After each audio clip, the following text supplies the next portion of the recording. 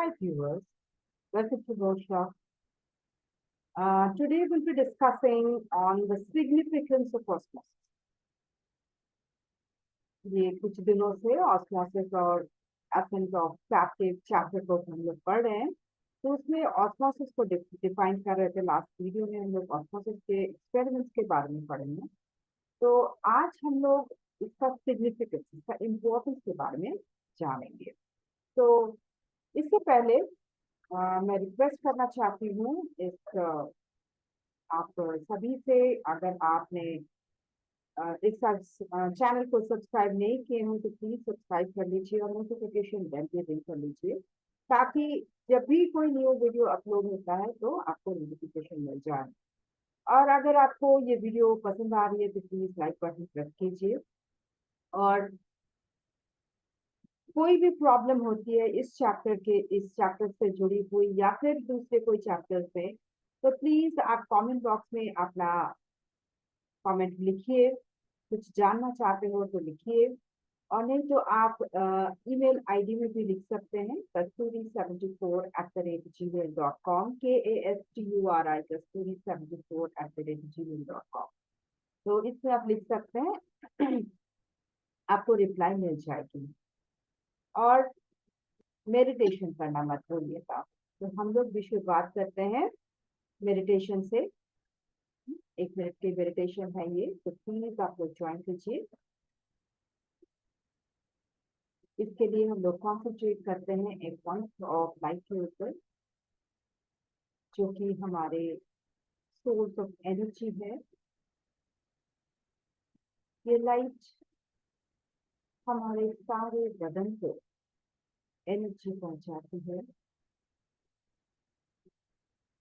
ताकि हम किसी भी स्थिति में हो हमें एनर्जी आ जाए। कोई स्थिति, कोई परेशानी, कोई टेंशन कुछ भी ना हो, हम एकदम जॉयफुल मूड में आ जाए,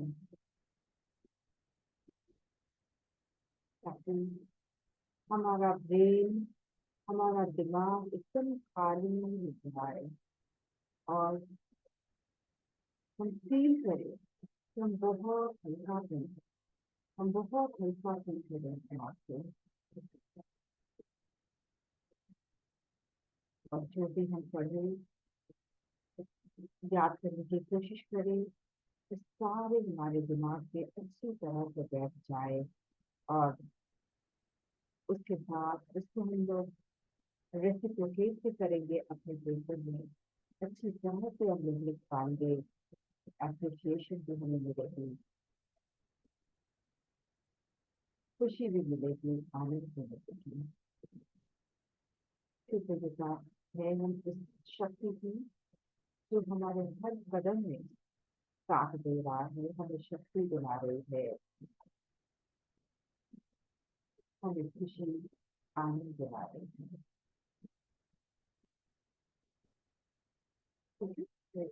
ये क्वेश्चन को देखते हैं और शुरुआत करते हैं हमारे आज के टॉपिक, जो है सिग्निफिकेंस ऑफ ऑस्मोसिस। तो पहला हम लोग देखेंगे प्लांट्स में क्या है, प्लांट्स में इसका सिग्निफिकेंस क्या है, क्यों ऑस्मोसिस ये इम्पोर्टेंट चीज है हमारे प्लांट्स।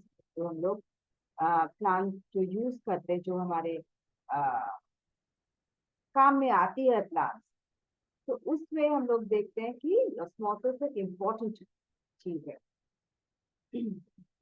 तो हम लोग जानते हैं कि प्लांट सॉइल से वाटर एब्जॉर्ब करता है थ्रू इट्स रूट्स, और उसमें क्या रहता है, रूट्स में रूट हेयर्स रहता है। तो डायरेक्ट तो रूट से नहीं होता है, रूट का और माइन्यूट और फाइन पार्ट जो होता है वो होता है रूट हेयर्स। तो वो रूट हेयर्स से सॉइल से वाटर एब्जॉर्ब करता है। तो कैसे होता है, water from the soil passes into the root hair, the cortical cells, and finally reaches the xylem vessels to the facet cells and the unthickened areas of the epidermis by the process of osmosis. Osmosis हम लोग जानते हैं कि higher concentration से lower concentration में जाता है। तो वाटर सॉल्वेंट में होता है और बीच में क्या रहता है, एक सेमी परमेएबल मेम्ब्रेन।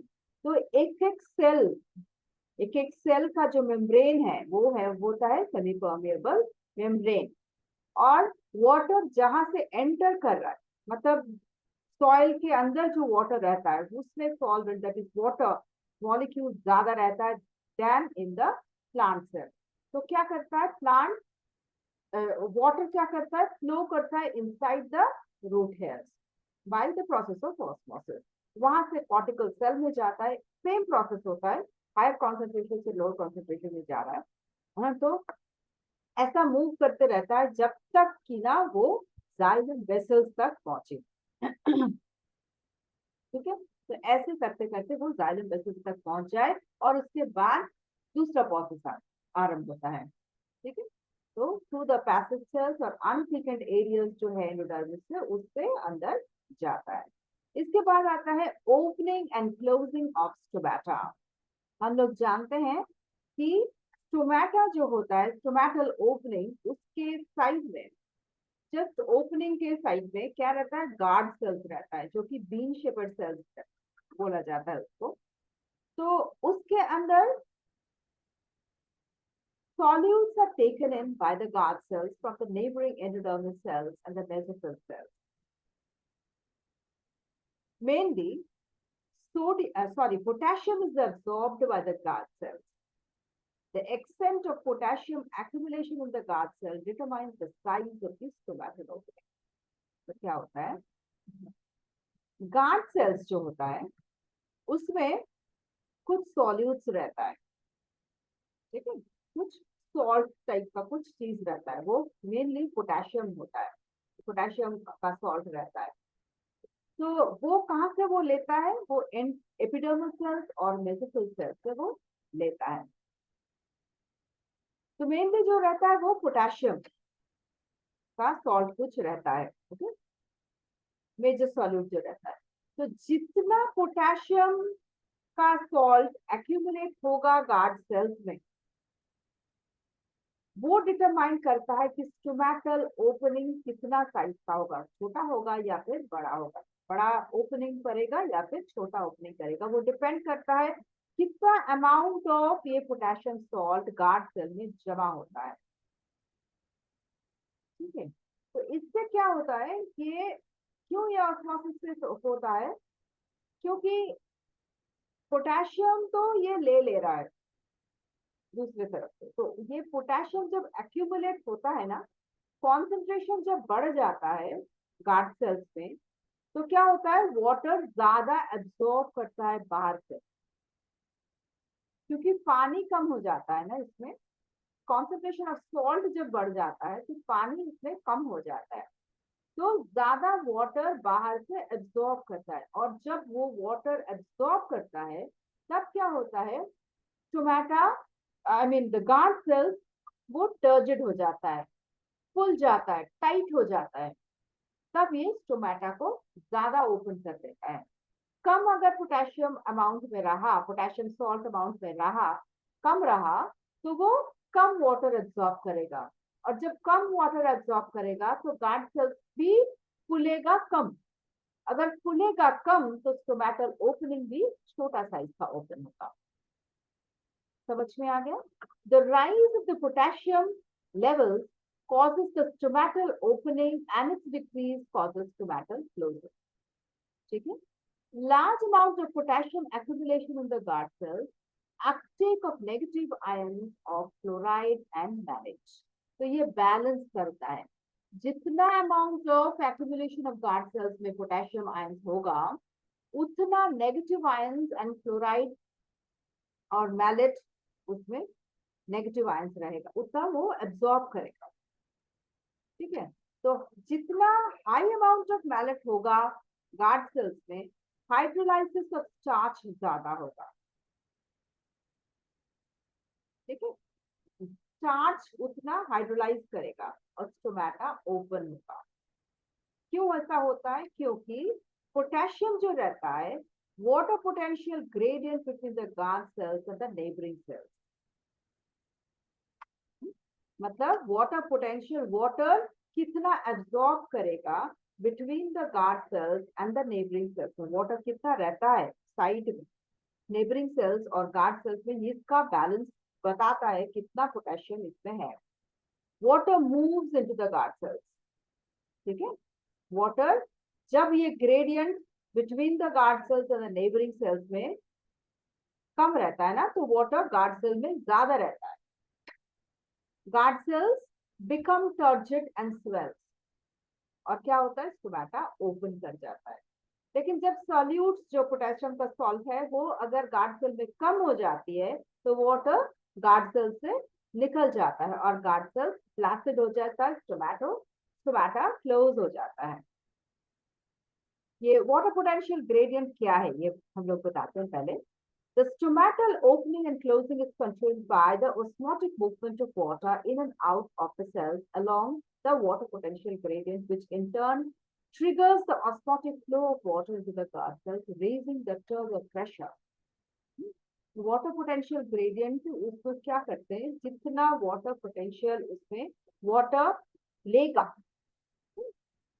जितना बैलेंस मतलब कम अगर वाटर कंसंट्रेशन गार्ड सेल्स में रहा तो वाटर उसको एब्जॉर्ब करेगा, गार्ड सेल्स वाटर एब्जॉर्ब करेगा, ठीक है। तो उसको क्या करते हैं, जितना वाटर पोटेंशियल ग्रेडियंट ज्यादा होगा, which in turn triggers the osmotic flow of water into the guard cells. जितना ग्रेडियंट ज्यादा होगा, flow of water into the guard sales ज्यादा होगा, और उससे क्या होता है, टर्गर प्रेशर ज्यादा हो जाता है, मतलब वो जो फूल जाता है ना गार्ड सेल्स, तो वो आउटर वॉल्स में प्रेशर डालता है। फूलने के बाद, टर्जिडिटी आने के बाद, जैसे हम लोग देखते हैं ना, चना अगर भिगो के रखो तो वो फूल जाता है, फूल जाता है, फूल के वो ऐसा भी होता है कभी उसका स्किन फट जाता है। तो क्यों होता है वो, उसका टग प्रेशर के कारण वो सेल्स जैसा फूल जाता है ना, पानी अगर अंदर चला गया तो सेल्स का आई मीन इसका जो कवर होता है, स्किन होता है, उसको फोड़ देता है। तो वो टर्गत प्रेशर के कारण होता है। तो जितना वाटर पोटेंशियल ग्रेडियंट ज्यादा होगा तो वो ट्रिगर करेगा कि ऑस्मोटिक फ्लो ऑफ वाटर कितना जाएगा इन द गार्ड सेल्स में, ठीक है। तो इसके चलते ऐसा होता है। और लार्ज अमाउंट ऑफ पोटेशियम जब एक्यूमुलेट होता है गार्ड सेल्स में, तो नेगेटिव आयंस ऑफ क्लोराइड और मैलेट वो अंदर जाएगा गार्ड सेल्स के अंदर, और क्या होगा, हाइड्रोलिसिस ऑफ स्टार्च होगा, स्टार्च हाइड्रोलाइज करेगा और स्टोमेटा को ओपन करेगा, ठीक है।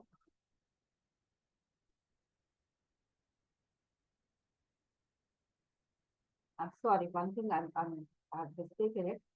क्या है वो, स्टार्च हाइड्रोलाइज के कारण high amount of malate cells guard cells में होता है।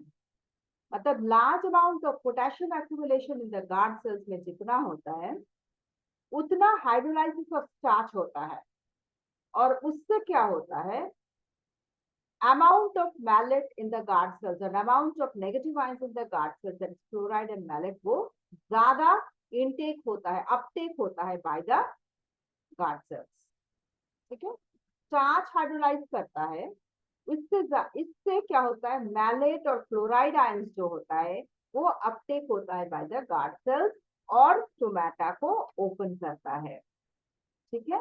और इससे वाटर ग्रेडियंट बढ़ जाता है, और जिससे नेबरिंग सेल्स के गार्ड सेल्स और नेबरिंग सेल्स में वाटर पोटेंशियल ग्रेडियंट बढ़ जाता है, और क्या होता है, उससे वाटर मूव करता है टुवर्ड्स द गार्ड सेल्स, ठीक है, इनटू द गार्ड सेल्स, और गार्ड सेल्स टर्जिड हो जाता है, फुल जाता है। इसके बाद आता है एनिमल सेल्स। एनिमल सेल्स में क्या होता है, सेम चीज होता है, ऑस्मोसिस में भी होता है, लेकिन ये थोड़ा अलग तरीके से होता है। Animal cells are generally permeable to water and some salt. Water के वाटर से वो परमिएबल, जनरली परमिएबल होता है, और कुछ सोल्यूट्स में भी ये परमिएबल, मतलब वो अलाउ कर देता है, वाटर को तो अलाउ करता ही है, सम सोल्यूट्स को भी अलाउ करता है। और सेमी परमिएबिलिटी मतलब कुछ चीज को अलाउ नहीं करता, वो छन्नी की तरह छान के फेंक देता है बाहर। जैसे हम लोग ऑस्मो रेगुलेशन और मेंटेनिंग ऑस्मोटिक बैलेंस हम देखते हैं इन एनिमल्स में, जैसे कि एमीबा में। एमीबा एक फ्रेश वाटर एनिमल है जिसको ऑस्मोटिक बैलेंस मेंटेन करना पड़ता है with the external environment. Single cellular animal है ये।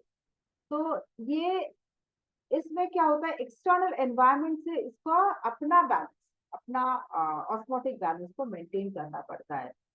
तो क्योंकि इसके अंदर जो वाटर ज्यादा एक्यूमुलेट नहीं करता है, करेगा तो फट जाएगा पूरा से, तो इसके लिए उसको बैलेंस करके रखना पड़ता है।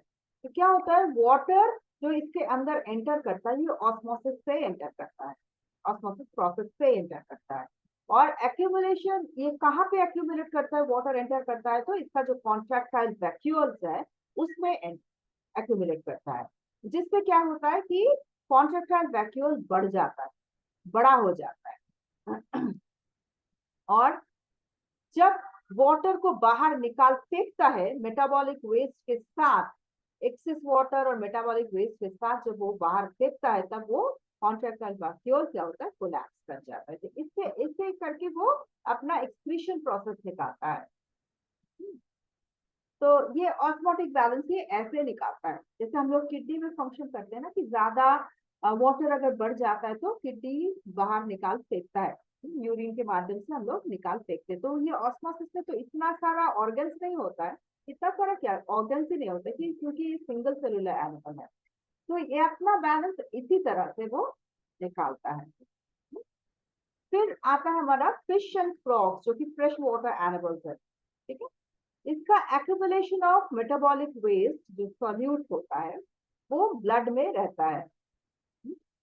तो इसमें क्या होता है, ऑस्मोटिक प्रेशर ज्यादा बढ़ जाता है in the internal body environment में। सॉल्यूट जब जमा हो जाता है ब्लड में तो ऑस्मोटिक प्रेशर इंटरनल एनवायरनमेंट में बढ़ जाता है। तो क्या होता है, जब सॉल्यूट ज्यादा बढ़ जाता है तो वाटर सराउंडिंग से वाटर ज्यादा लेने की कोशिश करता है, क्योंकि वाटर कॉन्सेंट्रेशन कम है ना, बाहर वाटर कॉन्सेंट्रेशन ज्यादा है, तो ऑस्मोसिस से क्या होगा, वाटर एंटर करेगा अंदर, बॉडी फुल जाता है। Water intake dilutes the blood and interferes with the vital process. मतलब वाटर जो जब लिया, बॉडी फुल गया, वाटर जब लिया तो वो ब्लड को डाइल्यूट कर देता है और जितना सारा वाइटल प्रोसेसेस है वो सब काम करना शुरू करता है, काम करता है उससे, वाटर से। फिर एक्सेस जो वाटर होता है ब्लड में जब रहता है, फंक्शन करने के बाद जो एक्सेस ऑफ वाटर रह गया वो क्या करता है, किडनी के माध्यम से, यूरिन के माध्यम से वो ऑस्मोसिस के थ्रू बाहर निकाल देता है। जैसे हम लोग बताएं अभी कि हमारे जैसे किडनी का फंक्शन होता है वैसे ही ये फिश में भी होता है और फ्रॉग्स में भी होता है, लेकिन ये जैसे उतना एडवांस तो नहीं है मैन की तरह, तो वो प्रोसेस थोड़ा सिंपल तरीके से होता है। फिर लैंड एनिमल्स जैसे आते हैं, जैसे मैमल्स जैसा आता है, तो वैसा जो होता है उसमें भी हम लोग वाटर जो लेते हैं ना, एनिमल, लैंड एनिमल्स कोई भी हो, वो फूड से लेता है या फिर फ्लूइड जो इनटेक करता है उसमें से वाटर अंदर जाता है और लूज भी करता है दो तीन तरीके से। एक तो है बॉडी सरफेस ही इवेपोरेट कर जाता है, जैसे हम लोग स्वेटिंग करते हैं ना, तो हमारे जैसे इवेपोरेट करता है, तो उसी की तरह लैंड एनिमल्स में भी कुछ बॉडी सरफेस से इवेपोरेट करता है। फिर हम लोग जब रेस्पिरेशन लेते हैं, रेस्पायर करते हैं, तब भी हमारा कुछ वाटर इवेपोरेट बाहर निकल जाता है। और तीसरा होता है किडनी, किडनी से रेगुलेट होता है वाटर और सॉल्ट का, ठीक है। Now the body of the marine fish often bursts when placed under tap water. जब मेरीन फिश जो होता है ना, उसमें क्या होता है, सॉल्ट इनटेक बहुत ज्यादा है, मतलब सॉल्टी वाटर में वो रहता है, तो उसके अंदर भी सॉल्टी एटमॉस्फेयर रहता है ना, कॉन्सेंट्रेशन ज्यादा रहता है। तो अगर वो हम लोग टैप वाटर में रखे या फिर फ्रेश वाटर में रखे तो क्या होता है, वो जैसे अंदर जो वाटर है वो सॉल्टी, मतलब वाटर कॉन्सेंट्रेशन कम है और सॉल्ट ज्यादा है, तो क्या होता है, वाटर एब्जॉर्ब करेगा, ज्यादा फ्रेश वाटर वो एब्जॉर्ब करेगा, तो एब्जॉर्ब करने से वो क्या होता है, उसका बॉडी बर्स्ट हो जाता है. So animals living in the salt water, being in a hypotonic environment, tend to lose water from their bodies into the surroundings and get dehydrated. Hypotonic environment में जब रहता है तो वो क्या होता है, वाटर लूज करता है, क्योंकि अंदर जो वाटर है वो डाइल्यूट है और बाहर जो सॉल्टी वाटर है उसमें क्या होता है, बाहर बॉडी वाटर फेंक देता है, लूज करता है वाटर और वो डिहाइड्रेटेड हो जाता है. These animals, that is marine fishes, are adapted to accumulate salts in their body rather than eliminate them. तो वो अडेप्ट करता है अपने आप में कि वो अपने में सॉल्ट ज्यादा एक्यूमुलेट करे देन दी वो उसको एलिमिनेट करने के बजाय.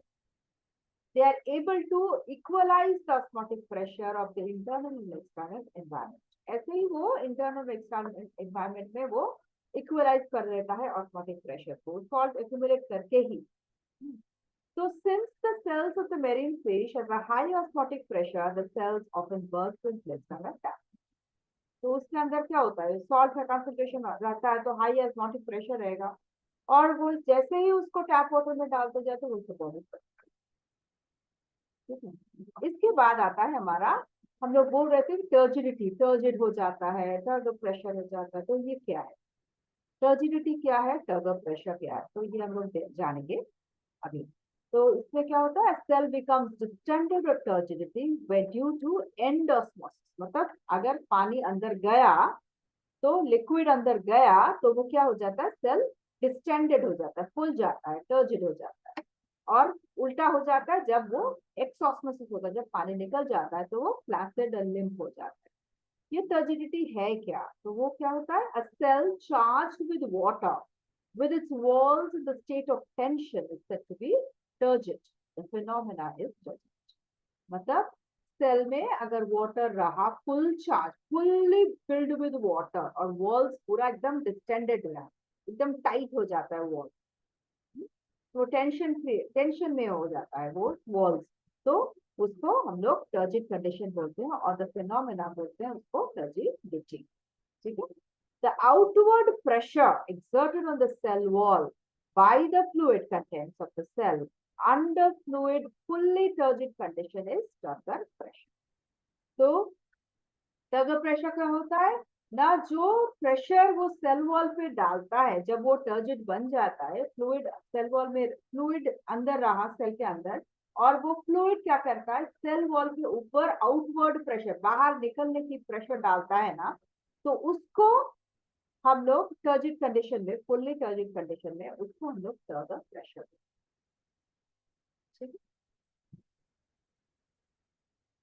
Due to this pressure, the protoplasm is forced against the cell wall, which becomes stretched.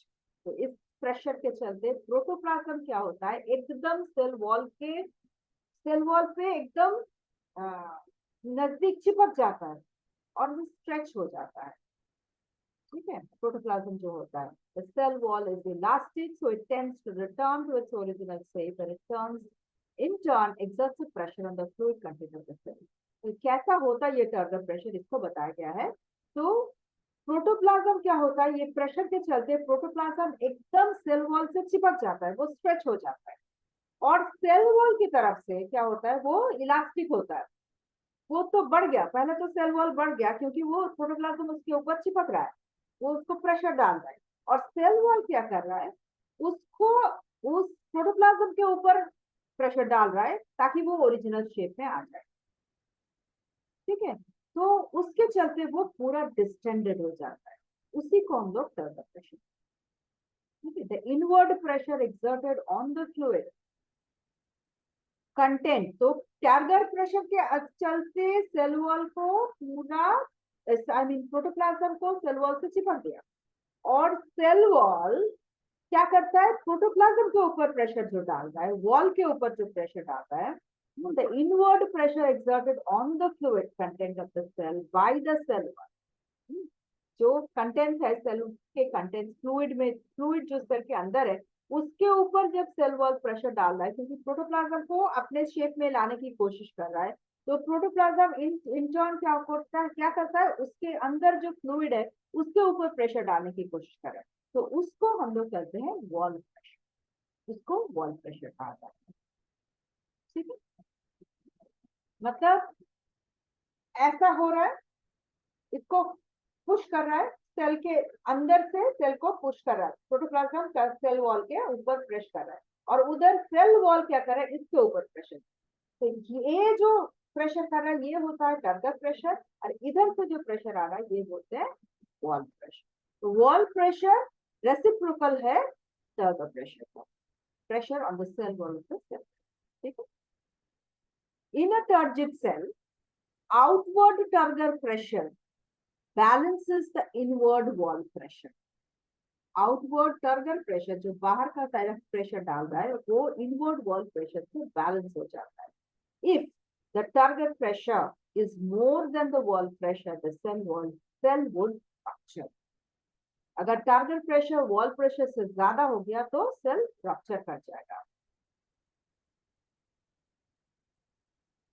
अब इन अ फ्लैसिड सेल, मतलब सेल में जब वाटर नहीं रहता तब क्या होता है, तो वॉल प्रेशर टारगेट प्रेशर से ज्यादा हो जाता है। वॉल प्रेशर टारगेट प्रेशर से ज्यादा हो जाता है और वॉल प्रोटोप्लाज्म सिकुड़ जाता है, पूरा कॉन्ट्रैक्ट कर जाता है। Three factors that influence the turgidity of the cell, तीन फैक्टर है जो कि सर्जिडिटी ऑफ द सेल को इन्फ्लुएंस करता है। एक, formation of the osmotically active substances inside the cell. तो ऑस्मोटिकली एक्टिव सब्सटेंस जो होता है वो सेल के अंदर जो होता है उसको फॉर्म करता है। And adequate supply of water, supply of water एक अमाउंट में, एडिक्वेट अमाउंट में रहना चाहिए, और मेम्ब्रेन भी सेमी परमेबल हो चाहिए, परमेबल मेम्ब्रेन से नहीं होगा, क्योंकि परमेबल मेम्ब्रेन से क्या होगा, सॉल्ट भी अंदर जाएगा ना, लेकिन सेमी परमेबल मेम्ब्रेन में सिर्फ वाटर जाएगा। तो ये एक कंडीशन है, एडिक्वेट सप्लाई ऑफ वाटर रह गया, और ऑस्मोटिकली एक्टिव सब्सटेंस जो इनसाइड द सेल हो गया उसको फॉर्म करना जरूरी है ताकि वाटर अंदर जाए, सेल के अंदर जाए और सेल टर्जिड हो सके। ठीक है, नेक्स्ट आता है, many substances take up water vigorously और slowly which is driven by the same force exerting pressure on the water called suction pressure. तो क्या होता है, many substances take up water vigorously, मतलब बहुत जल्दी जल्दी भी कुछ वाटर को एब्जॉर्ब करता है, कुछ कुछ बहुत स्लोली एब्जॉर्ब करता है, लेकिन उसमें फोर्स लगता है और उसको वाटर के ऊपर फोर्स डालता है, प्रेशर डालता है, उसको हम लोग कहते हैं सक्शन प्रेशर। ठीक है, जिसको हम लोग सक्शन प्रेशर कहते हैं। जो प्रेशर वाटर के ऊपर डाला जाता है उसको सक्शन प्रेशर। सक्शन प्रेशर क्या होता है, suction pressure is the measure of water absorbing power of a cell. कितना एब्जॉर्बिंग पावर है सेल में उसको हम लोग सक्शन प्रेशर कहते हैं। तो वो कैसे हम लोग मेजर करते हैं, magnitude is osmotic pressure minus turgor pressure, osmotic pressure minus turgor pressure. मतलब ऑस्मोटिक प्रेशर क्या होता है, ऑस्मोसिस होने जैसा वो प्रेशर रहना चाहिए, मतलब सॉल्ट ज्यादा कॉन्सेंट्रेशन में रहना चाहिए, तभी ना ऑस्मोसिस होगा, तभी ना उसको प्रेशर क्रिएट होगा ताकि वाटर अंदर आए। तो वो ऑस्मोटिक प्रेशर माइनस तो टर्गर प्रेशर हो गया, वो होता है सक्शन प्रेशर। तो when turgor pressure is equal to osmotic pressure तब वाटर मॉलिक्यूल्स अंदर नहीं जाएगा, सेम हो गया, no further movement of water molecules, that is suction pressure is equal to 0। As target pressure of the cell decreases, its success pressure increases. Target pressure अगर कम हो गया, osmotic pressure ज्यादा, suction pressure increase हो गया, water enter।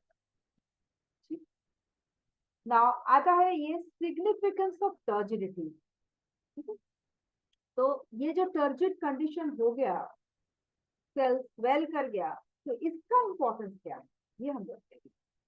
Brings about cell to cell movement of water. तो ये turgid condition होने से क्या होता है, एक सेल से दूसरा सेल वाटर चला जाता है। स्पेशली रूट कॉर्टेक्स जब होता है ना, तो रूट हेयर से जब वाटर एब्जॉर्ब कर गया, तो वो एक सेल से दूसरे सेल, दूसरे सेल से तीसरा सेल, ऐसे करते करते वो कहाँ पे पहुंच जाता है, जाइलम वेसल्स तक पहुंच जाता है। Water moves from more turgid cell to less turgid cell, flaccid cell में ये मूव करता है, और ये करते करते वो जाइलम वेसल तक पहुंच जाता है। इसके बाद आता है ब्रिंग्स अबाउट इनिशियल ग्रोथ। जब प्लांट ग्रो करता है ना, छोटा सा एकदम प्लांट, जो प्लांटलेट जो जिसको बोलते हैं, थोड़ा सा छोटा सा निकला पौधा, तो उसको हम लोग क्या कहते हैं, कैसे उसका ग्रोथ होता है। ये नहीं कि उसका नंबर ऑफ सेल्स बढ़ गया ज्यादा, नहीं, वो तो बढ़ेगा, लेकिन उससे पहले जो छोटा सा एकदम पौधा रहता है ना, तो उसमें डिस्टेंडेड हो जाता है टर्जिडिटी के कारण। सेल वॉल्स डिस्टेंड करता है, increase in the size of the cell, मतलब साइज ऑफ द सेल बढ़ता है, जिससे इनिशियल ग्रोथ होता है। उसके बाद तो नंबर इंक्रीज करेगा, लेकिन इनिशियल ग्रोथ आता है साइज ऑफ द सेल बढ़ने से, वो कंडीशन होता है टर्जिडिटी के कारण। brings about rigidity in the thin-walled parenchyma tissues in the young leaves and growing regions. मतलब जब छोटा छोटा लीफ निकलता है ना, एकदम छोटा छोटा लीफ, और जहाँ ग्रोइंग रीजन रहता है प्लांट्स में, तो अगर वो टर्जिडिटी रहा, तो वो छोटा छोटा जैसे रूट नीचे टिप्स में ऐसा अगर रहा ना, तो उसमें टर्जिड रहता है, तो वो रिजिडिटी रहता है, और वो बढ़ जाता है ज्यादा, मतलब वो फोड़ के भी वो निकल सकता है। जैसे कि हम लोग देखते हैं, due to the turgidity of the root tips they penetrate through the soil. जैसे हम लोग देखते हैं ना, तो रूट्स ऐसे इधर उधर में निकल आता है। क्यों आता है, क्योंकि उसके टिप में वो रिजिडिटी ग्रो कर जाता है, क्योंकि उसके अंदर वो सेल्स, रूट टिप्स का सेल्स जो होता है वो turgid रहता है। Due to the tug of pressure, the roots of the some plants are often seen growing through the walls and crevices also. तो हम लोग देखते हैं ना कि पुराना बिल्डिंग होता है, जिसके अंदर जैसे फट जाता है ना, थोड़ा बहुत क्रैक्स आ जाता है, क्रेविसेस आ जाता है वॉल्स में, तो उसके अंदर से भी हम लोग देखते हैं रूट्स निकल आता है, प्लांट्स का रूट। तो ये क्यों होता है, क्योंकि टग ऑफ प्रेशर के कारण होता है।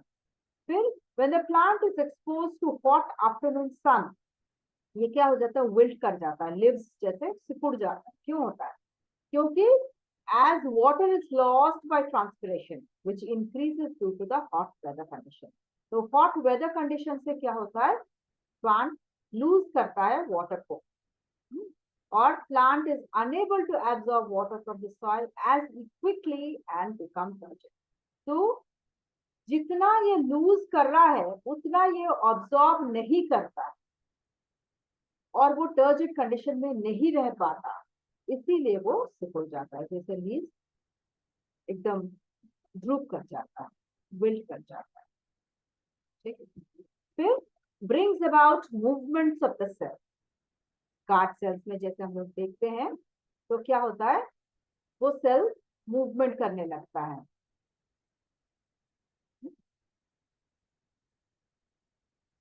तो क्या होता है, गार्ड सेल्स जैसे मूव करने लगता है, टर्जिड वॉल्स, डिस्टेंडेड वॉल्स में मूव करता है from the stomatic opening. When the guard cells become flaccid, the walls collapse closing the स्टोमैटिक।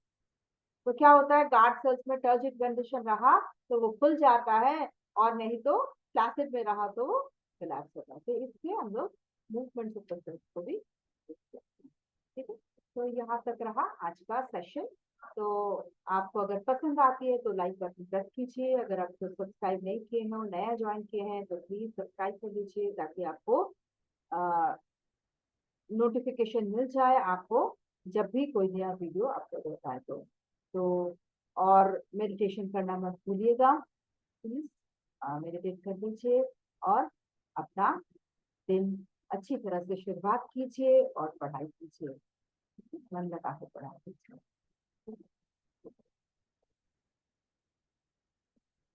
Thank you for joining.